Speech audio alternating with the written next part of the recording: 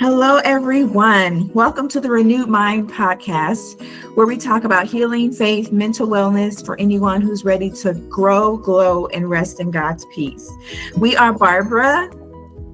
And Rochelle, we create this space because we know what it feels like to carry so much, to show up strong for everyone else while quietly struggling inside. But we've learned that healing isn't weakness, it's a holy work.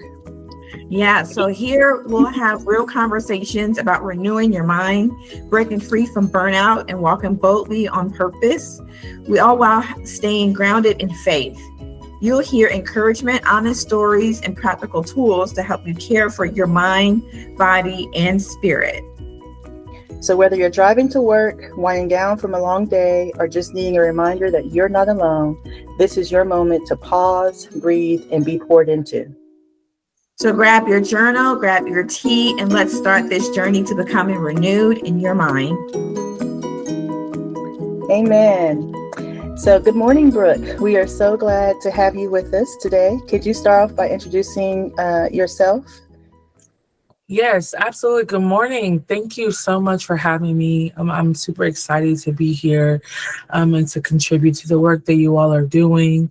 My name is Brooke Benton. I am a licensed master social worker, and I have dedicated my career to helping vulnerable populations that have mental health challenges and walking through that storm with them. And a lot of my experience is in working with individuals with intellectual, developmental disabilities. I've done a lot of inpatient psychiatric work with pre-adolescents, adolescents, and adults. And then I've also worked in a couple youth residential treatment facilities. And I am now transitioning to a therapist position for MOXA, which is Metropolitan Organization Countering Sexual Assault, to be a therapist working with survivors of sexual violence. So thank Wow, you so much for having me. that is so inspiring. What initially drew you to the field of mental health and counseling? Oh, that's such a good question. I really feel that I truly feel that I could not be in any other field. This sounds crazy, but when I was in sixth grade, I said that I wanted to be a counselor. That's I awesome. absolutely loved my school counselor. And those like memory books that you have where that your parents keep throughout elementary school, where each year you fill out like your best friends, your favorite foods, what you want to do when you grow up. And um, Yeah. sixth grade was when I went back in the book in sixth grade. I said that I wanted to be a counselor. I thought my counselor at my school at that time was just like the nicest lady ever. And but I didn't quite understand her job. And I was like, what is it that you actually do? And she was like, well, I help people. Mhm. And I had actually the year before that in fifth grade, I got like an award for the most helpful in class. Nice. And Oh, I was like, what? I got voted most helpful. Like I could do that.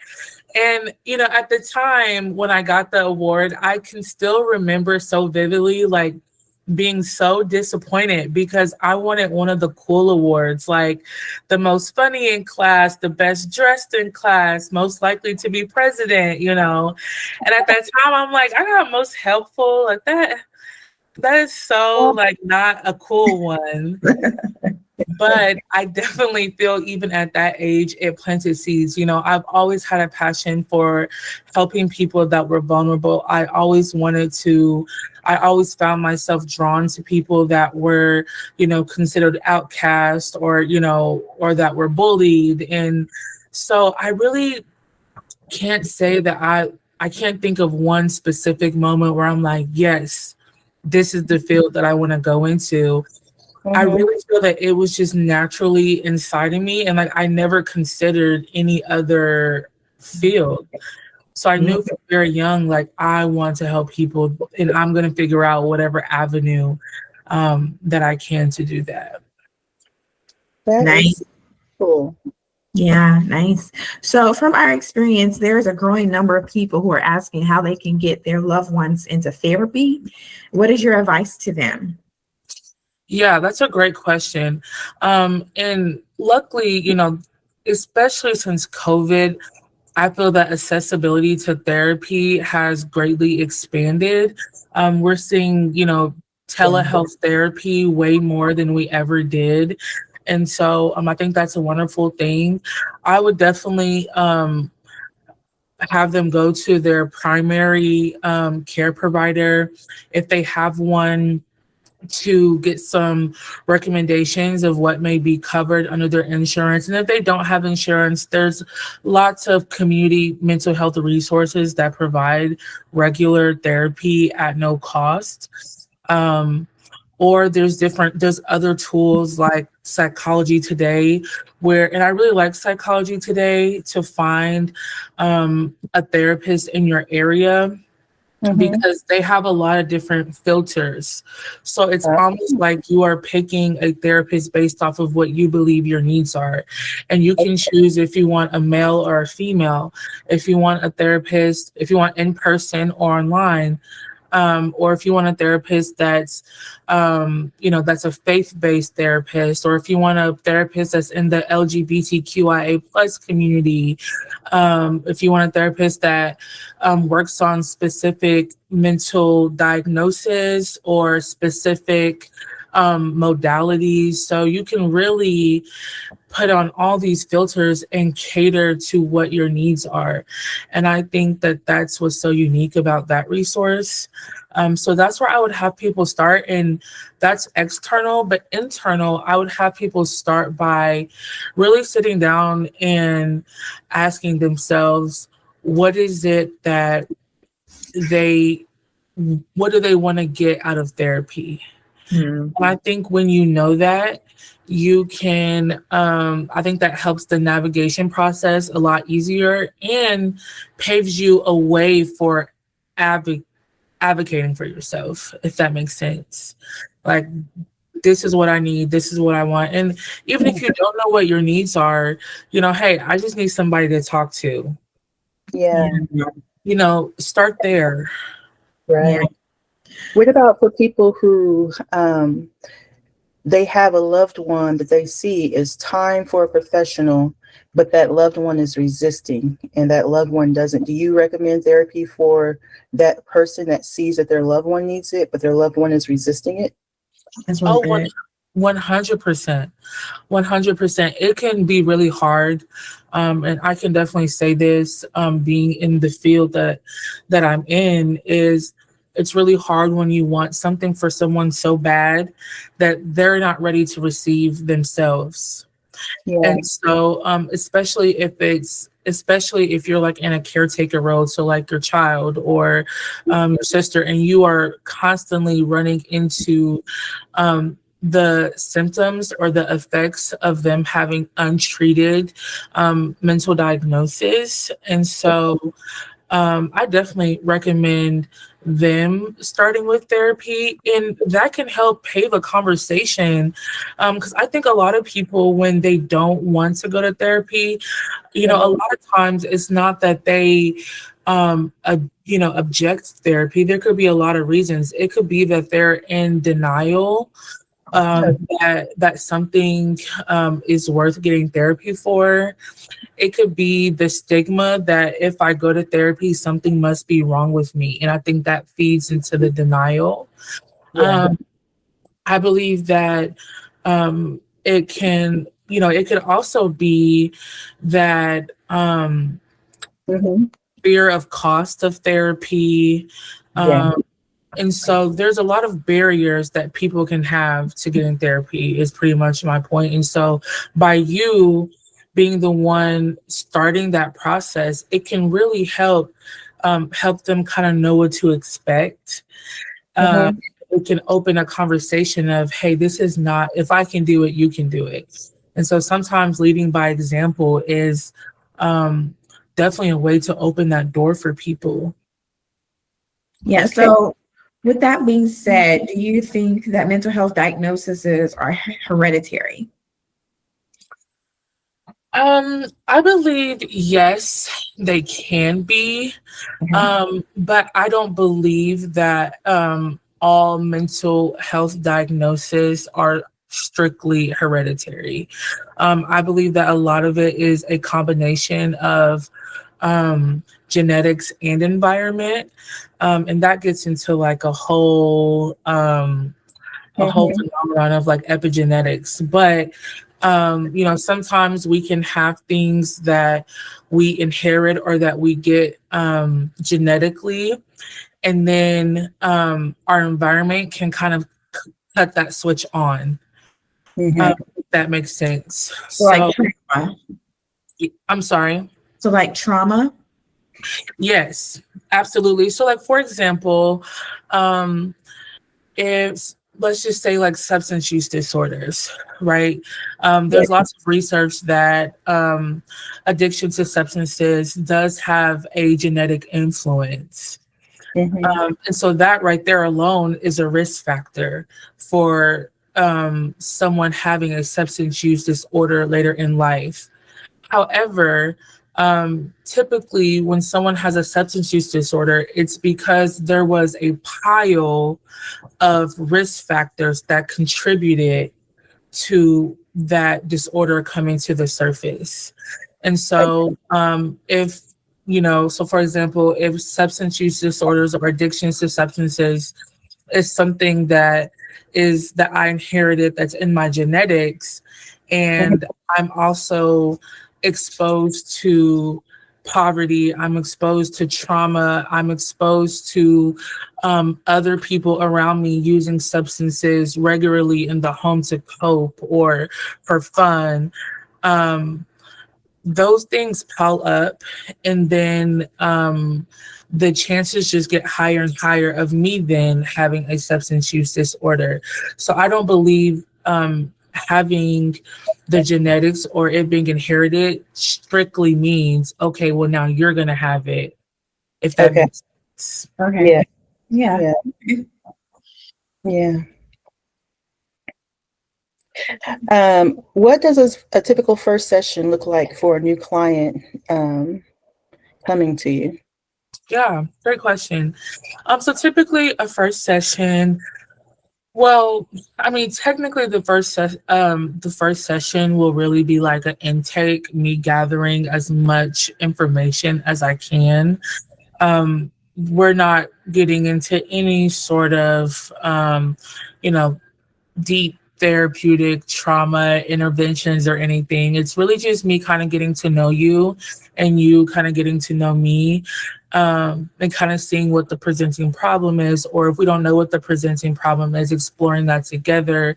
We're going to talk about, your medical background. We're going to talk about, your sleep hygiene, your eating habits. So it's kind of like a bio psycho social. So we're getting into your medical, the biology of things. We're getting into the psych of things. How are your thoughts? How are your emotions? And then we're getting into like the social things. Who do you consider your family? Who is your support system? Do you have a support system? So the first session, and I always warn clients, like, this is just going to be me asking you a bunch of questions, and we're not going to get too deep into things. It's more like a yes, no, throw me a number, and we're kind of getting through the questions. And then that first initial session, which would technically be the second session, but the first session after the intake, I really like to focus on rapport building. I take quite a bit of time before I actually dive into some of the presenting problems, unless it is Mhm. causing a crisis. So there are always things that are prioritized when the client's safety or the safety of other people around them are at jeopardy or are in danger. Then obviously that becomes a priority. But Mhm. generally speaking, we're going over confidentiality. I'm going to kind of tell you what to kind of expect, what services I can offer. But it's a lot of rapport building.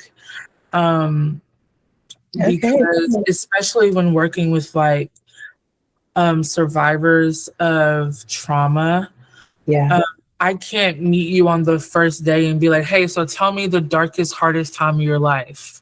And we Right. got about 45 minutes, you know? So Yeah. just, I really focus on creating a space of Yeah. safety, creating a space where clients can feel empowered and really meeting them where they are. Okay. Okay. So a lot of people hear about medication when it comes to treating mental health conditions, but don't really know what's out there. Can you explain the different types of medications that are commonly prescribed for mental health and what they're used for? Yeah, this is actually something that I am gradually learning. I'm under clinical supervision to get my clinical license within the next like 13 months. So I'm gradually learning more about medications because it is a really big, huge world. But I do know that there are a lot of medications, and I will say to get a mental health diagnosis of any kind, there is Mhm. usually a whole list of criteria to meet that diagnosis. Okay. And rarely does medication treat every single symptom. Yeah. And that's why the best treatments are medication along with therapy, rather that's, unpacking trauma, or rather that's, skill development, things like that. Yeah. Okay. That's so good. Before when you were saying that your first session was really about creating safety, I'm thinking that for people, it's known in the Black community that therapy is kind of a new thing or something that has a stigma to it. And so, what do you see in your counseling service in the Black community? Do you see that there's been a turn that more Blacks are more open to therapy? Or do you see that there's a lot of work to do to get people in the Black community to understand that no, therapy is actually a good thing and we all could use it? You know what I'm asking? Yes, I believe so. I would say both. I think Okay. that there has been a positive shift to people of color being more open to the idea of therapy. But at the same time, there is a lot of historical, medical, cultural, spiritual, systematic Mm-hmm. barriers that continue to make that climb towards um, being accepting of therapy harder. So I feel like we are kind of fighting upstream, but we are making progress as a whole. Okay. So there's been a lot of work done and we still got work to do. Yeah, absolutely. And I think the reason why we have so much work to do is because there are things that are still currently happening. It's not all historical, right? There are things that are still currently happening that are creating barriers. So, which is making our progress, I believe, slower. Yeah. Yeah. That's a good point. Yeah, that is. So could you describe the most common types of challenges or diagnoses you see in your practice? Yes. I think what comes to mind when I think of most common, the highest diagnosed category of mental health diagnosis is anxiety. Wow.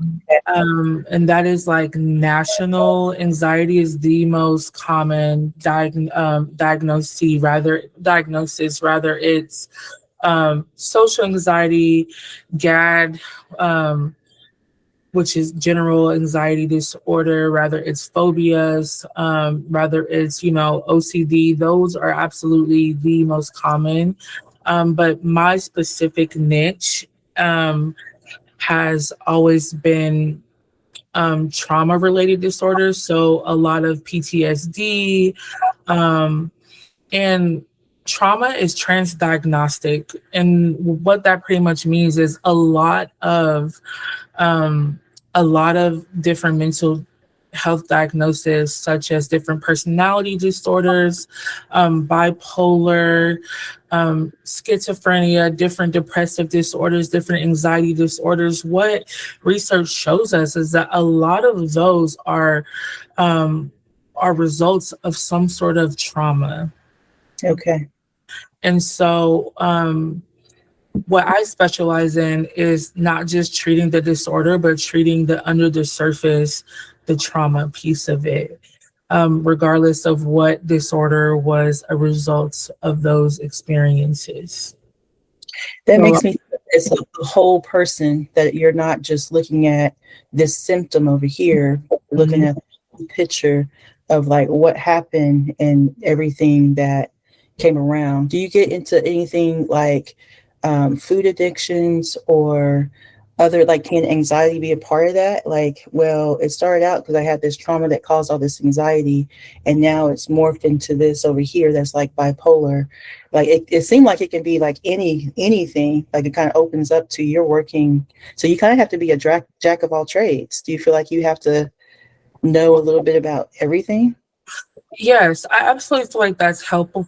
That's helpful in order to provide more holistic care, Mm-hmm. because people are not simple. People are complex. We're all made up of so many different parts and pieces from different parts and seasons of our life.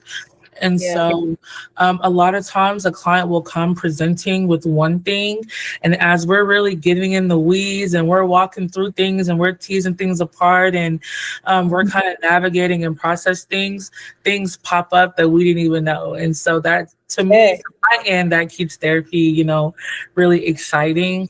But I will say that, um, when it gets to a point where like, okay, this is feeling a little bit out of my scope, Yeah. then I think the best practice is to connect them to someone where that may be more of their scope. So, like, for example, if I'm a therapist and I specialize in eating disorders and um, I work at an eating disorder clinic, and say a client comes in and during their treatment of their eating disorder, they experience a severe traumatic event, then at that point, I may refer them to a therapist that specializes in trauma, but you definitely want to know how Yeah. to respond and how to help them process that in the moment. So Mm-hmm. definitely being well diverse, but also knowing what your scope is. Yeah, I hear you. And I'm yeah. Yeah. sorry, I need to Yeah. say like everything depends. Well, it just depends, but that's really, there's not a lot of black and white in this field. Yeah. Okay. Yeah. That makes sense. Yeah. But people aren't black and white, right? Right. That's Right. Yeah, it's a complex, just thinking about the brain and how complex it can be. Mhm. And then you're dealing with trauma in the body, and it's like simple yet complex. Mhm. Yeah. Are Rochelle. there specific therapeutic approaches that you use, like CBT, DBT? There's this EMDR, I believe. Mhm. Specific approaches that you tend to lean towards? Yeah, great question. I really, when it comes to therapy modalities, I like to meet the client where they are. So I don't know. So I have some therapy modalities that I'm specifically trained in, like CBT, DBT, EMDR, motivational interviewing, um, ACT, which is ACT, ACT, acceptance commitment therapy. So I have different therapy modalities that I specifically am trained in. However, I never come to a session knowing exactly what therapy modality that I'm going to do. And a lot of times I don't just stick with one. I may kind of pull from different modalities to really meet the client's needs. Okay, I love that. Well, Brooke, thank you so much for your insightful conversation. If there's anything that you would like to share with the audience, what would be like the most important thing you would want to tell people? Oh, that's a great question.